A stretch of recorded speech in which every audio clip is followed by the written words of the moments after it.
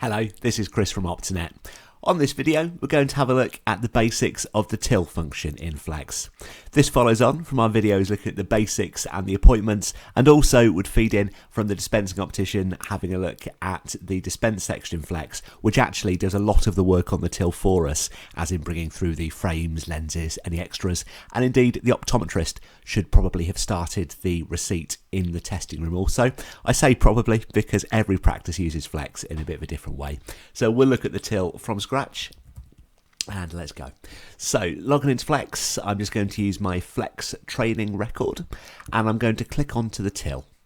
If this patient has never had a till receipt put on before, it's going to say they haven't got any receipts, would you like to create one? And I'm going to say yes. If they did have a receipt already, it would bring up their most recent one and their full transaction history would be down this left hand side here. But it wouldn't let you add to the old receipt, so no risk of any errors there. It would just ask you to create a new one by pressing on the Patient Sale button. So here's a till receipt in Flex, and we're starting completely from scratch. As I've said, it may well be that when you go to the patient's record on the till, all the frames, lenses, chair time, etc. are already there, but you can build them from scratch if they're not, so don't worry about that. The buttons that we see on the till, again, fully customizable, so the wording, the colours, and most importantly what they do is all varied by practice, but this is the Flex default as we ship it. So let's have a look at all the buttons and what they do.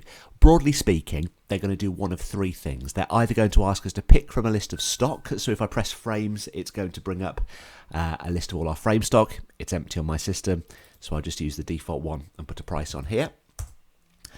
It will ask us just to enter a price, so if I press lenses or contact lenses, I'm not going to go through every literal button, but just so you can see, it's going to ask us about that. Or alternatively, it will just charge a set price. So if I press a private test, it's brought through a private exam at £40. If we hover over the transaction line on the receipt, it will show us the date and time and the staff member that did that transaction. The little asterisk at the end of each line, by the way, that just shows that this item is yet to be cashed up. So what we can do is see all of the items that we've been putting onto the receipt here. So what if you've made a mistake or you want to take something off? No problem. What you can do is double click and then you can try putting in your PIN code. I say try, it might be that your practice manager or Flex expert has to do this for you, but what you can do is bring up an override screen. So if I wanted to void an item or change the amount, that's fine. We do get a few support calls and tickets on the desk saying that those functions aren't available. Those functions are only available if this receipt is yet to be cashed up. So I'll tell you a bit more about that in a bit. But because it has not been, we do have the full functionality to press void, and it would just ask us which ones to void off or change amount. We can change the amount there if we need to.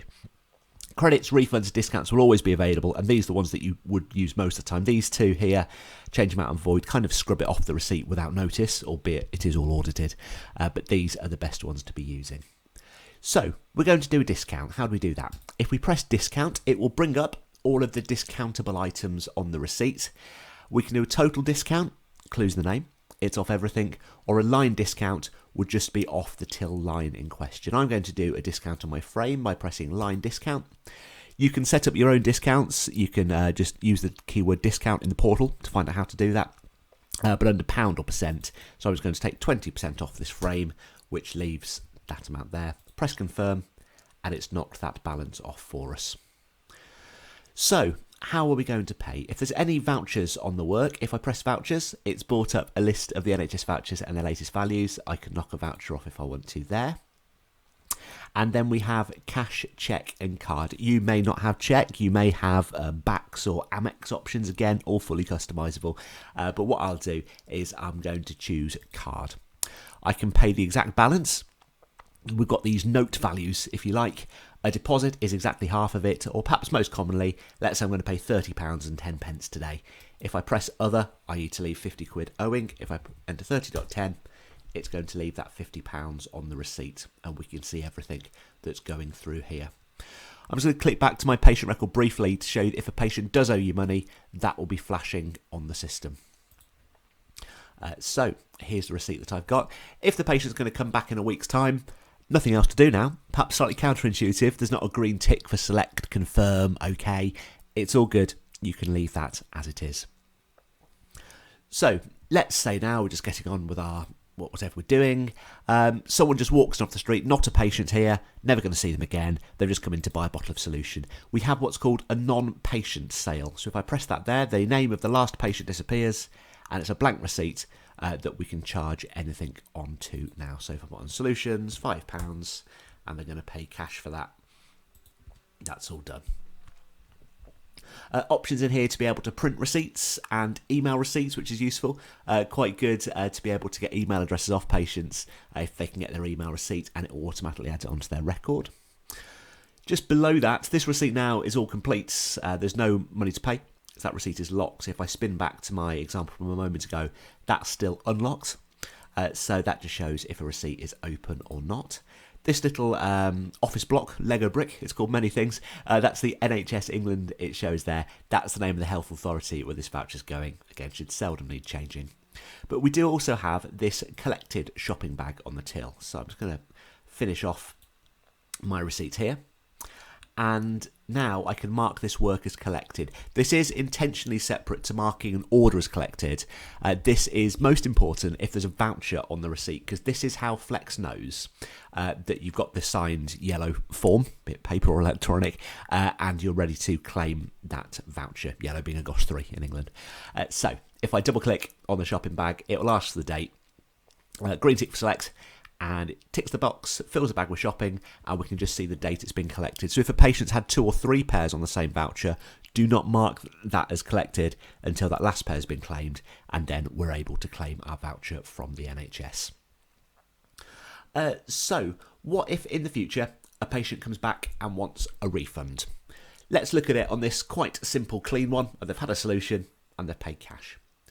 Double click to unlock the receipt and put in our PIN code. And again, that might be your practice manager or Flex expert that needs to do that for you. It's a 2-step process. It's called a credit refund because we have to credit the item. So they bring that back and refund the payment. Let's see how we do it. So I'm going to click on the solution and I'm going to choose credit. Flex will show us all of the creditable items on this receipt, which is just the one.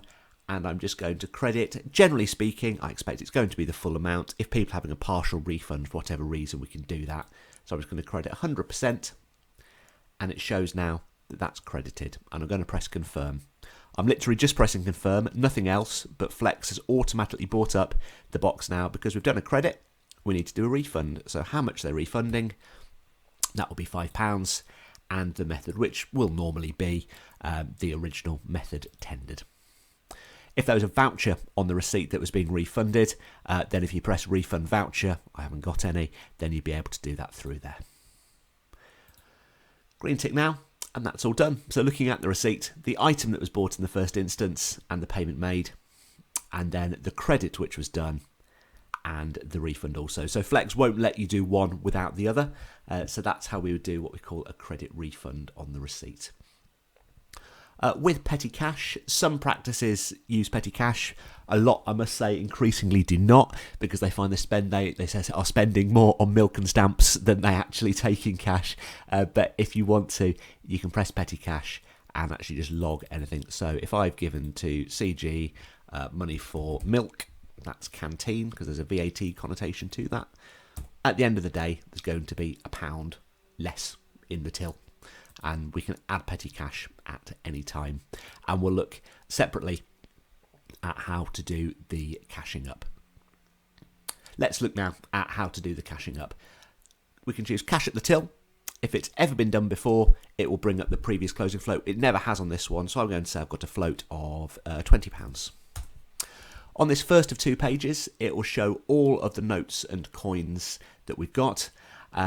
And we can enter the number of notes and coins here. The equation, if you like, for this is all of the opening float plus all of the cash that you've taken minus any petty cash. So I'd be literally counting out notes and coins, but £20, there was, let's see, that was £1 petty cash, so I should have £19 in the till at the end of the day. So I'll just put in the denominations of each. And card, we do a Z report, add up all the card slips. I think my total was £80 and 10 pence on that one. And if I push next, we can see now that all balances.